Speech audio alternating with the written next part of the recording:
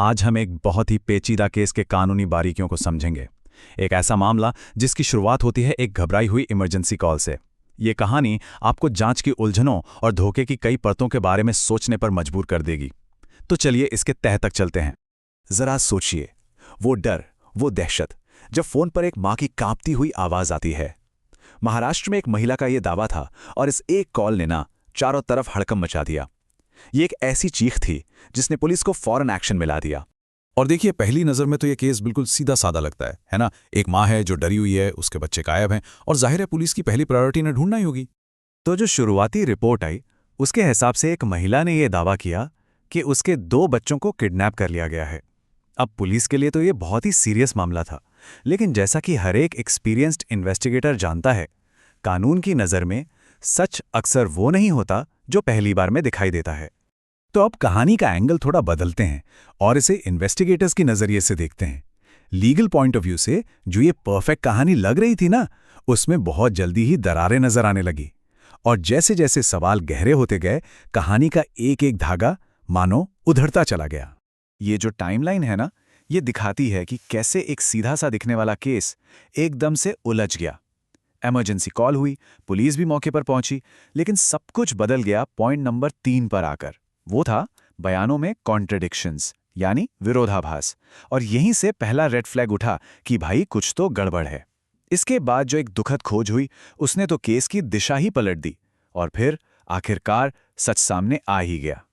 अब देखिए, कहानी और हकीकत में कितना बड़ा फर्क था। एक तरफ तो वो गढ़ी हुई कहानी है, एक बेचारी माँ जिसके 2 बच्चे किडनैप हो गए, और दूसरी तरफ वो कड़वी सच्चाई है जो सबूतों ने सामने रखी। किडनैपिंग हुई ही नहीं, माँ ही शक के घेरे में है और असल विक्टिम कोई और ही था। तो सवाल ये है कि जब झूठ का ये पर्दा हटा तो उसके पीछे क्या निकला। अब हम उस भयानक सच की तरफ बढ़ रहे हैं जो प्रोसिक्यूशन ने कोर्ट के सामने रखा। देखिए, एक बात समझनी बहुत जरूरी है। ये जो शुरुआती रिपोर्ट थी ना, ये कोई गलती नहीं थी। प्रोसिक्यूशन के मुताबिक ये एक सोचा समझा, जानबूझकर बुना गया जाल था, और इसे बनाया गया था एक और भी ज्यादा खतरनाक जुर्म पर पर्दा डालने के लिए। और वो भयानक सच ये था, जो कथित मकसद सामने आया वो ये था कि अपने ही भतीजे की जान लेकर उसकी मौत का इस्तेमाल किसी और को फंसाने के लिए किया जाए। यहाँ जो सबसे ज़रूरी लीगल पॉइंट है वो है इंटेंशन, मतलब एक ठंडे दिमाग से बनाई गई खौफनाक साजिश को अंजाम देने का इरादा। तो जब ये सब सामने आया तो जाहिर है कि आरोपी पर जो क्रिमिनल चार्जेस लगे वो भी उतने ही गंभीर थे। तो चलिए अब इन चार्जेस को ज़रा कानूनी नज़र से समझते हैं। पहला और सबसे संगीन चार्ज है मर्डर का।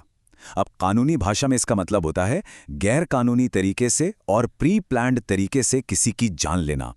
प्रोसिक्यूशन का पूरा केस इसी बात पर टिका है कि भतीजे की मौत कोई हादसा नहीं थी, बल्कि एक जानबूझकर किया गया एक्ट था। दूसरा बड़ा चार्ज है इन्वेस्टिगेशन को गुमराह करना। देखिए, किडनैपिंग की झूठी कहानी बनाना ये अपने आप में एक बहुत सीरियस क्राइम है। ये सिर्फ पुलिस का टाइम बर्बाद करना नहीं है, ये तो सीधा सीधा जस्टिस के प्रोसेस में रुकावट डालने की कोशिश है। तो इस पूरे केस से हम क्या सीख सकते हैं? क्या है वो की टेकअवेज? चलिए अब उन मेन एलिमेंट्स पर नजर डालते हैं जिनकी वजह से इस केस की गुत्थी सुलझ पाई। तो यही वो जरूरी सबूत थे जो इन्वेस्टिगेटर्स को किडनैपिंग की कहानी से मर्डर के चार्ज तक ले गए। गवाही में जो कॉन्ट्रडिक्शंस थे वो पहले रेड फ्लैग थे, फिर किडनैपिंग के सपोर्ट में कोई सबूत ना मिलना, इससे कहानी और भी ज्यादा खोखली लगने लगी। लेकिन जो टर्निंग पॉइंट था वो था भतीजे के शव का मिलना, और उसी के दबाव में आखिर सच सामने आ ही गया। और हम आपको इसी एक सोचने पर मजबूर करने वाले सवाल के साथ छोड़ जाते हैं। ये केस हमें दिखाता है कि धोखा कैसा होता है और एक बहुत ही चालाकी से बुने गए झूठ का पर्दाफाश करने के लिए कितनी बारीक जांच की जरूरत पड़ती है। ये हमें याद दिलाता है कि सच अक्सर सतह के ठीक नीचे ही छिपा होता है, बस इंतजार कर रहा होता है कि उसे कोई उजागर करे।